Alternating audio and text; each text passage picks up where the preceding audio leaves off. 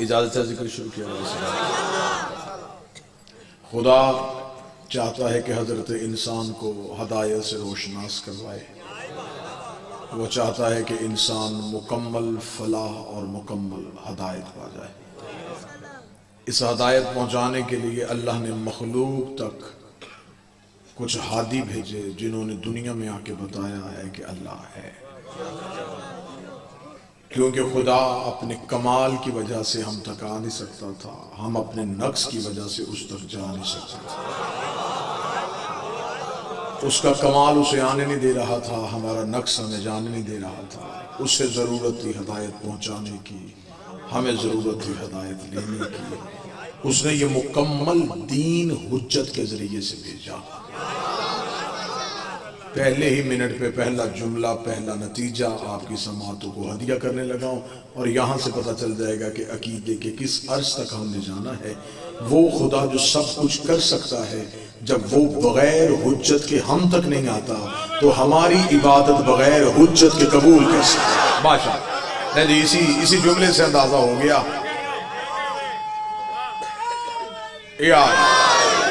اس جملے سے اندازہ ہو گیا کس نے مجھے سننا ہے اور کس نے دیکھنا ہے. جب وہ خدا بغیر حجت کے ہم تک نہیں آتا، ہماری عبادت بغیر حجت کے قبول کیسے کرے؟ لوگوں نے مدینے میں نبی کی زندگی میں مسجد بنا لی تھی، وہ راتوں رات مسجد بنی تھی.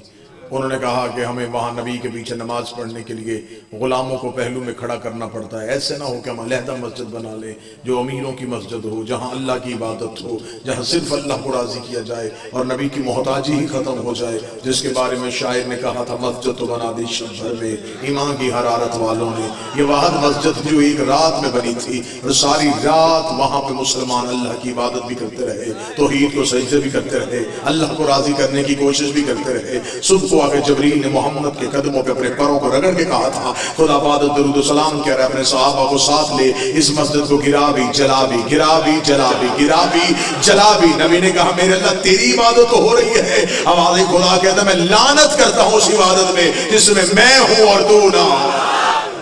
جس نے سب سے پہلے حجت کا انکار کیا تھا اسے ابلیس کہتے ہیں. قرآن میں پورا قصہ موجود ہے. اس نے کیا کہہ کے انکار کر دیا؟ اس نے کہا میں سجدہ نہیں کروں گا. حکم پروردگار سب کے لیے تھا. اس نے کہا میں سجدہ نہیں کروں گا. خدا نے کہا کیوں سجدہ نہیں کرے گا؟ اس نے کہا اس لیے کہ میں تجھے سجدہ کر سکتا ہوں، اسے سجدہ نہیں کر سکتا. ابلیس نے یہ نہیں کہا تھا کہ میں تجھے سجدہ نہیں کروں گا، نہیں.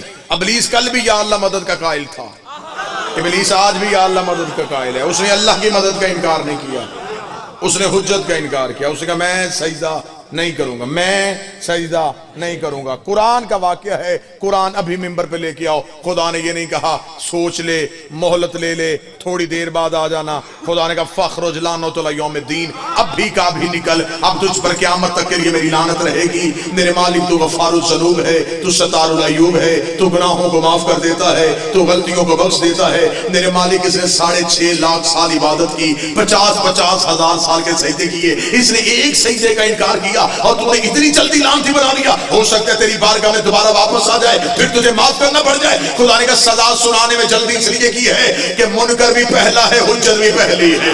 حجت بھی پہلی اور منکر بھی پہلا. اگر آج اسے سجدوں کی وجہ سے معاف کر دیتا، کل کو بڑے بڑے حجت کے منکر نمازوں کے ٹوکرے اٹھا کے آ جاتے. تو نے اسے بھی معاف کیا تھا، ہمیں بھی معاف کر دے. اسے بھی بخشا تھا، ہمیں بھی بخش دے. میں اس کی نماز لعنت بنا کے اس کے چہرے پہ ڈال کے دنیا کو بتا رہا ہوں جب میں شفیع اللہ کا منکر برداشت نہیں کرتا تو علی ولی اللہ ہر جرم معاف. انکار حجت وہ جرم ہے جسے اللہ معاف نہیں کرتا. خدا نے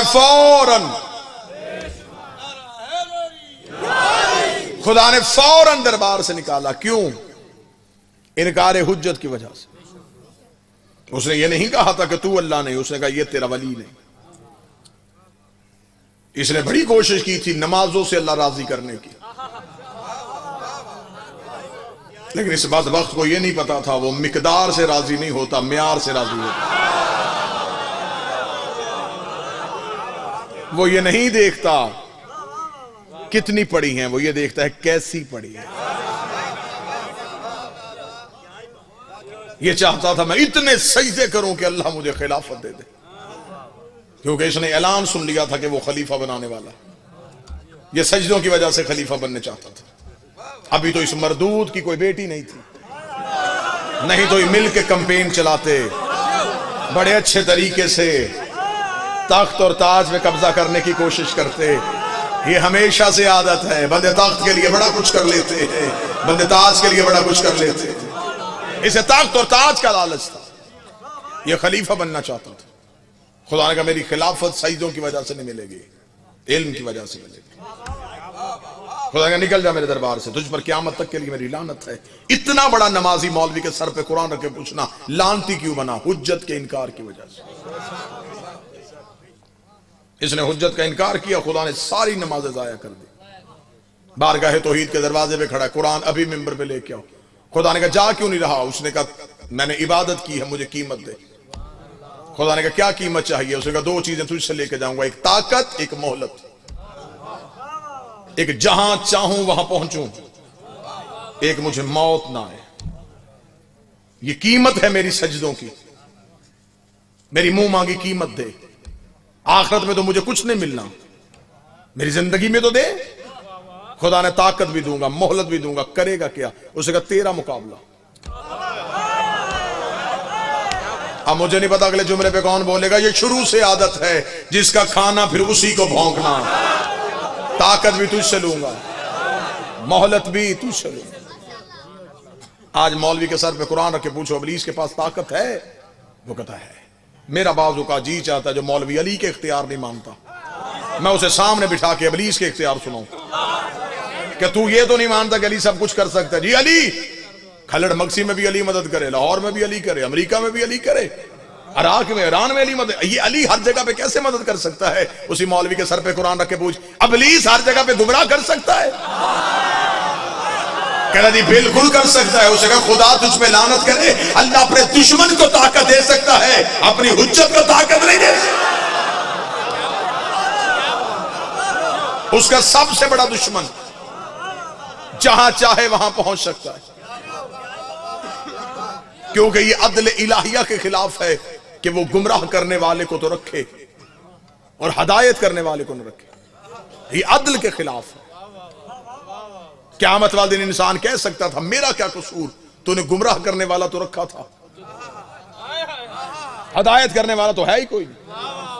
مولوی سے پوچھو ابلیس ہے؟ وہ کہتا جی ہے۔ نظر آتا ہے؟ نہیں آتا۔ اگر ہم اسے کہیں ہمارا 12واں ہے، فوراً کہتا نظر کیوں نہیں آتا؟ یہ تو اپنے اپنے نصیب کی بات ہے، کسی کا شیطان زندہ ہے، کسی کا امام زندہ ہے۔ ہمارا دنیا کے ساتھ سب سے بڑا فرق یہ ہے ان کے امام تھے، ہمارا امام ہے۔ خدا کا نکل میرے دربار سے۔ اسے کہا دو طاقتیں، خدا نے کہا دیں، کرے گا کیا؟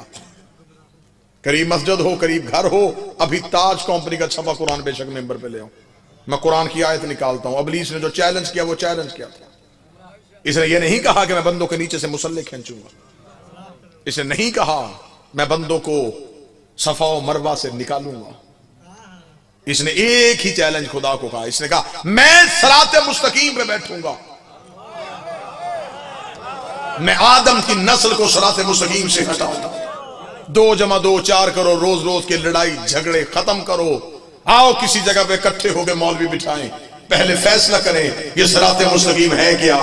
اب جو قریب بیٹھو آپ نے زحمت فرمانی ہے، پہلے سارے ملا اکٹھے ہو گئے، پہلے پتہ کرو صراط مستقیم ہے کیا۔ اگر ممبر پہ چاہو تو ممبر پہ شیعہ سنی کتابیں دونوں لائی جا سکتی ہیں، ادھر شیعہ کتابوں کا ڈھیر رکھتے ہیں، ادھر سنی کتابوں کا ڈھیر رکھتے ہیں۔ شیعہ پوچھے تو شیعہ کتاب نکال لیتے، سنی پوچھے تو سنی کتاب نکال لیتے ہیں۔ اللہ کے کنز العمال میں ملا علی مدعی قاری اہل سنت جیسا بندہ، کنز العمال کے صفحہ نمبر 258 میں لکھا مدینے کی مسجد تھی، کائنات کا نبی خطبہ دے رہا تھا، ایک صحابی اٹھ کے کھڑا ہوا، اس نے یا رسول اللہ ما ھذا صراط مستقیم، یہ صراط مستقیم کیا ہے؟ نبی نے چہرہ پھیرا، صحابی ادھر سے आया, नबी रुख मेरा, सहाबी उधर से आया, तीसरी बार सहाबी उठ के खड़ा हुआ, या रसूल अल्लाह ये सिरात मुस्तकीम क्या है? मुन्ना अली मुझ के तो उसका तीसरी दफा उठ के खड़े होना था, ये मस्जिद के दरवाजे पे अबू तालिब का बेटा अली आ गया। रसूल ने कहा अपना सवाल दोबारा कर। उसने मैंने पूछा ये सिरात मुस्तकीम क्या है? मुन्ना अली मुझ के रसूल ने अपने दाएं हाथ की उंगली को अली की जानिब बढ़ा के 3 बार कहा, हाज़ा अलीयुन सिरात मुस्तकीम, हाज़ा अलीयुन सिरात मुस्तकीम, हाज़ा अलीयुन सिरात मुस्तकीम। अब हमें पता चल गया इब्लीस ने कहा था मैं बंदों को सिरात मुस्तकीम से रोकूंगा, और मोहम्मद ने कहा सिरात मुस्तकीम मेरा अली है। आज पता चला इब्लीस ला इलाहा से नहीं रोकता, अली वलीउल्लाह। आज भी तुम्हें कहीं से कोई अली से रोके, बिस्मिल्लाह बिस्मिल्लाह, कहीं भी कोई तुम्हें अली से रोके, सैयद मुश्ताक शाह साहब तशरीफ ले, कोई अली से रोके तो समझ लेना बंदा नहीं बोल रहा, अब अली से बोल। मौलवी के कहने पे ना जाना, कब्र की कच्ची दीवार है, कफन में जेब कोई नहीं, कब्र में अलमारी कोई नहीं, फरिश्ते रिश्वत नहीं लेते, हाँ मनो मट्टी के नीचे जाना, अपने अकीदे का जवाब देना। और जो मौलवी सारी जिंदगी गुमराह करता है वही सर झुका के तुम्हारे साथ आएगा और कब्र में लिटा के कांधे पकड़ के हिला के इस्मा इफ़हम, सुन और समझ, अभी थोड़ी देर बाद तेरी कब्र में 2 फरिश्ते आएंगे, वो तुझसे पूछेंगे तेरा रब कौन है?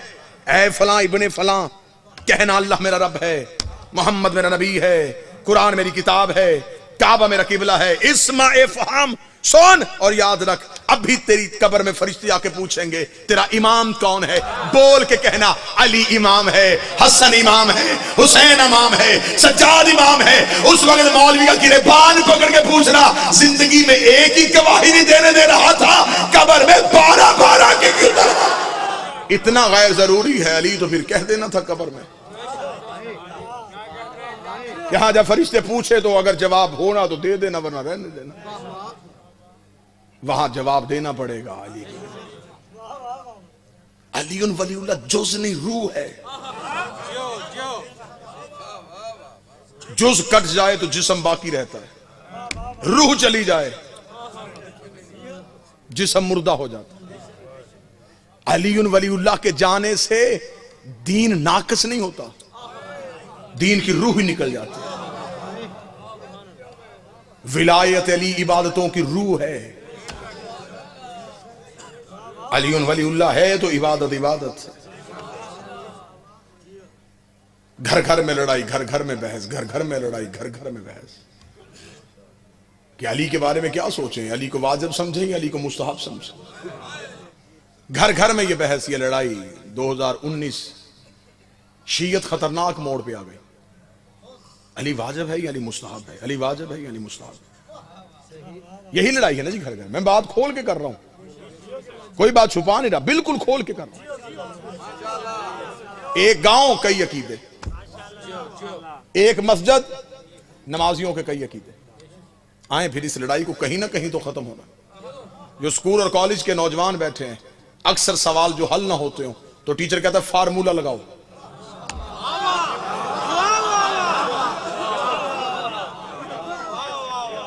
वो जो जवाब नहीं निकलता वो फार्मूले से निकल जाता। ये सवाल हल नहीं हो रहा था, अगर इजाजत दें तो फार्मूला लगाएं। बड़ा आसान फार्मूला देने लगा। अली वाजिब है या अली मुस्तहब है? बहस वो कर रहे हैं जो फिकह के बुनियादी कवानीन से वाकिफ नहीं। अभी लड़ाई खत्म कर लेते हैं, आखिर शिया है, एक जिस्म है, कहीं ना कहीं तो जंग खत्म होनी। अली वाजिब है या अली मुस्तहब है?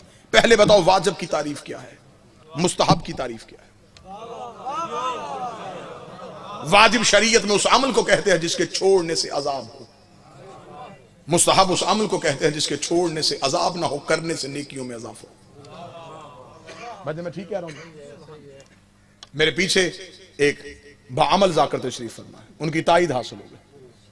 मुस्तहब जिसके छोड़ने से अजाब ना हो, करने से नेकियों में इजाफा। फजर की नमाज की वाजिब रकअतें 2, छोड़ो अजाब। नवाफल पढ़ो, नेकियों में इजाफा।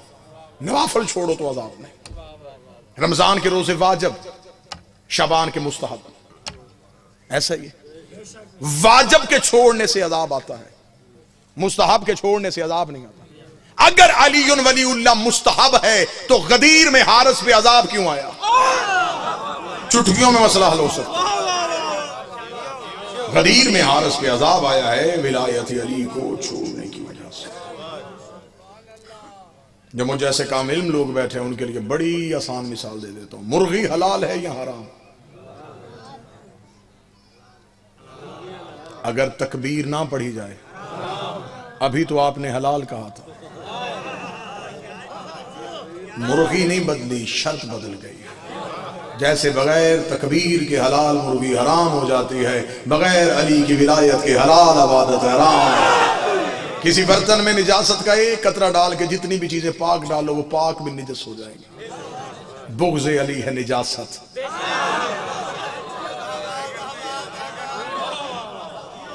کہ دل میں کرو گے نیکیاں، فرشتے گناہ لکھ لیں گے۔ علی دل میں ہو، سانس بھی لوگے تو تسبیح ہے۔ اگر اجازت دے تو اگلے 1 منٹ میں ایک اگلا فارمولہ لگائیں جی۔ ہر جگہ پہ ممبر پہ 2 یا 3 چٹے تو لازمی آتی نا جی، ہر خطیب اور ہر ذاکر کو، کیونکہ قوم 2 رخ ہو گئی ہے۔ ایسا ہے، نماز افضل ہے یا ماتم؟ اب یہ ہے خطیب اور ذاکر کا امتحان۔ اب اگر کہے نماز افضل، دروازے تک نہیں جائیں گے، ماتمی گھیر لیں گے۔ ماتم کے بارے میں کیوں نہیں بولے؟ اندر سے مقصر تو نہیں؟ اگر کہہ دیا ماتم، اگلے دن سوشل میڈیا پہ مہم شروع ہو جائے گی، غالی نکلا، نصیری نکلا، نماز کو چھوڑ دیا۔ آج کے دور کا 2019 کا ذاکر بڑا پریشان ہے۔ ہاں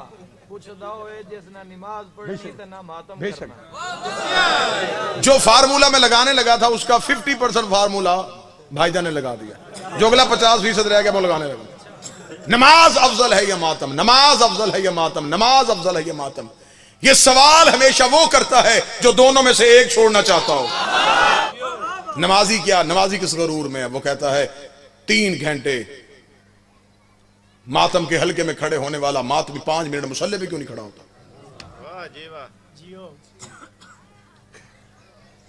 ٹھیک ہے، یہ بات بالکل ٹھیک ہے، جو حلقے میں ہو اسے مصلی پہ بھی ہونا چاہیے، لیکن پوری رات مصلی پہ کھڑے ہونے والے نمازی کو بھی 5 منٹ حلقہ ماتم میں آنا چاہیے۔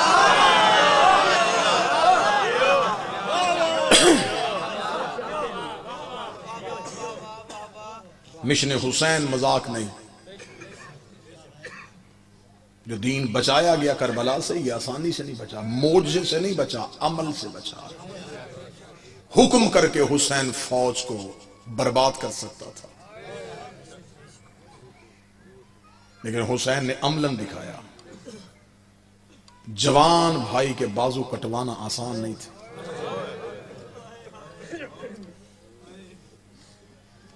جوان بیٹے، کڑگل جوان کے سینے سے برچھی کھینچنا آسان نہیں تھا،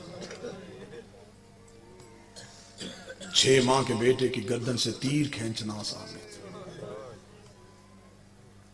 اگلی سطر پہ واجب سمجھ کے ہائے کہنا بڑا مشکل تھا، سجاد کا پھپھی کو ننگے سر نماز پڑھتے دیکھا۔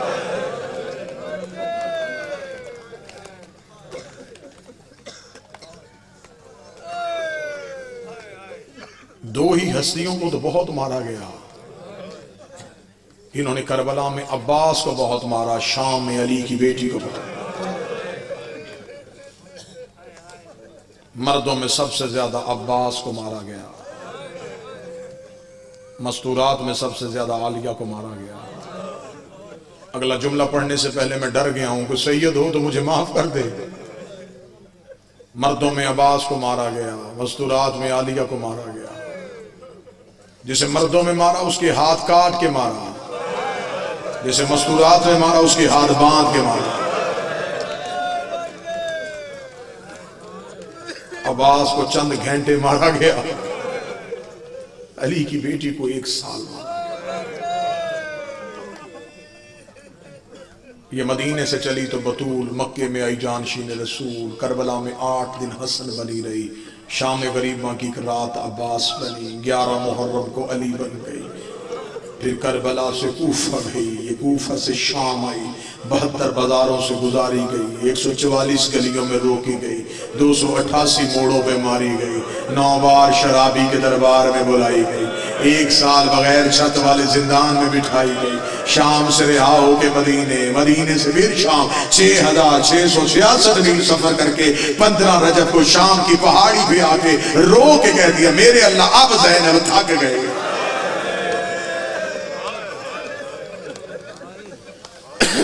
تیرا دین بچ گیا، مجھے ماں کہنے والا کوئی۔ آنکھیں پرنم ہو گئیں، 2 آنسو اور آئیں اور میں سلام کروں۔ یہ بات میری قوم کا نوجوان یاد رکھے، عزاداری کے دن ختم ہوئے ہیں، عزاداری ختم نہیں ہوئی۔ 100 کے دن ختم ہوئے ہیں، 100 ختم نہیں ہوا۔ 2 ماہ 10 دن حسین نے تمہاری تربیت کی ہے۔ اب زمانے میں انقلاب لاؤ اپنے عمل کے ذریعے سے۔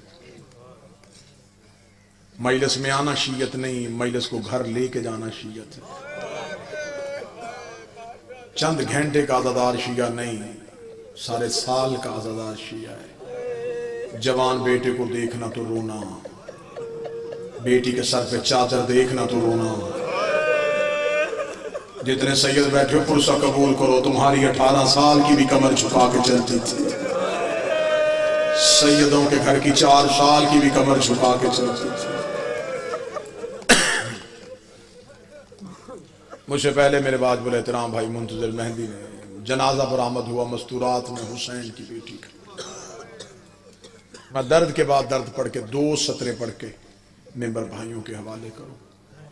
4 سال کی عمر کی المصائب، مجھ سے پہلے میرے بھائی منظر بیان کر رہے تھے نا کہ بھائی بازار میں ہو تو بہنوں سے کہتا ہے کہ نہ گھبراؤ میں تمہارے ساتھ ہوں۔ شام کے بازار میں حسین کی بیٹی سجاد سے کہتی رہی نہ گھبرا میں تیرے ساتھ ہوں۔ میں وجہ پڑھوں، سجاد نے پوچھا تھا سکینہ بھائی بہنوں کو تسلیاں دیتے، تو بہن ہو کے بھائی کو تسلی کیوں دے رہی ہے؟ رو کے قدموں پہ گر کے اس لیے تسلیاں دے رہی ہوں، میں مر گئی تو جنازہ اٹھا لے گا، اگر تو مر گیا جنازہ کون اٹھائے؟ سجاد میں بابا بغیر دفن کے چھوڑ آئی، میں بھائی بغیر کفن کے چھوڑ آئی۔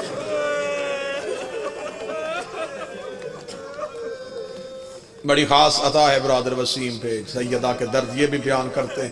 2 درد پڑھنے لگا ہوں اور ممبر چھوڑوں گا۔ بڑی بطول کے میں نے 3 درد ممبر سے پڑھے تھے، چھوٹی بطول کے 2 درد پڑھنے لگا ہوں۔ غیر سید ہوں، امتی ہوں، حیثیت اور اوقات سے واقف ہوں۔ درد پڑھوں گا، وجہ نہیں پڑھ سکوں گا، وجہ سمجھنے کے لیے ایک اشارہ پڑھ دوں گا۔ ساری زندگی تم نے ذاکروں سے سنا حسین کی بیٹی کڑتے میں دفنائی گئی، سجاد نے بہن کو کفن نہیں دیا تھا۔ آپ سمجھے اور روئے کہ غریب تھا ہمارا مولا، ہائے کہہ سکو تو کہنا، رو سکو تو رونا، سر جھکا سکو تو سر جھکانا۔ جس کے بابے کا لباس جنت سے آ گیا تھا وہ بہن کا کفن بھی جنت سے منگوا سکتا تھا۔ سجاد کی مجبوری غربت نہیں تھی، سجاد کی جو مجبوری تھی میں وہ بیان نہیں کر سکتا، میں اشارہ دینے لگا ہوں، اشارہ سمجھ لینا۔ 10 محرم کو ماتمی کرتا ہے زنجیر کا ماتم، شام کو ماتمی گھر آ جاتا ہے، سارا دن جلوس میں رہتا ہے، شام کو بہنوں نے کرنے ہوتے ہیں بھائی کے زخم صاف، ماں قریب آ کے کھڑی ہو جاتی ہے، رو کے کہتی قمیض آہستہ اتارنا، تیری قمیض تیرے زخموں سے چمٹ گئی ہے، قمیض آہستہ اتارنا، تیرے زخموں نے تیری قمیض کو پکڑ لیا ہے۔ جس نے 4 گھنٹے قمیض پہنی ہو اس کی قمیض تو نہیں اترتی، جس نے 1 سال کرتا پہنا ہو۔ علی کی بیٹی کی آواز آئی سجاد بہن کرتے میں دفنا، اتنی زخمی تھی علی، نہیں رو سکے تو میں وجہ پڑھوں کیوں زخمی تھی؟ بڑی بطول کو ایک تازیانہ لگا تھا اور وہ دائیں ہاتھ سے تسبیح نہیں پڑھ سکی تھی، کربلا سے لے کے شام تک شمر کے ہاتھ میں لوہے کا تازیانہ تھا، یہ ہر موڑ پہ رو رو کے کہتی رہی سجاد میری ہڈیاں ٹوٹ گئی ہے، سجاد مجھ سے چلا نہیں جاتا، آدھا منٹ اور ایک درد. بھائیوں سے دعا لوں، آپ سے دعا لوں، آدھے منٹ کا ایک درد. کفن کیوں نہیں دیا، یہ وجہ میں نے پڑھ دی. اگلی سطر مشکل ہے. مہمان سمجھ کے معاف کرو تو مہربانی، شبیر کا ذاکر سمجھو تو مہربانی. اتنے مصائب خان شخصیات کے سامنے میں اگلا درد پڑھنے لگا. مجھ سے پہلے بھی پڑھا گیا، میرے بعد بھی. مصائب کی دنیا کا اہم نام ہے، پوچھ لیجئے. سجاد نے بہن رسیوں میں دفنائی تھی. ایسا ہے یا نہیں ہے؟ کیوں نہیں رسیاں کھولی سجاد نے بہن؟ وہ جو 14 سال کا قیدی تھا، اس کے لوہے کے زیور کھل گئے تھے، اس کی رسیاں کیوں نہ کھلی؟ اگر ماتم کر سکو تو پھر ماتم کرنا. موسیٰ اعظم سے بغداد میں ایک بندے نے پوچھا تھا، قیدی تیرے دادا سجاد تیرے بہن کی رسیاں کیوں نہیں کھولی؟ موسیٰ اعظم کا سر دیوار پہ آیا، روکا میرا سلام اس معصومہ پہ جس کے ہاتھوں کے جوڑ ٹوٹ گئے تھے. اگر سجاد رسیاں کھول دیتے، سکینہ کی لاش ایسے بکھر جاتی جیسے کربلا میں قاسم کی لاش کے ٹکڑے.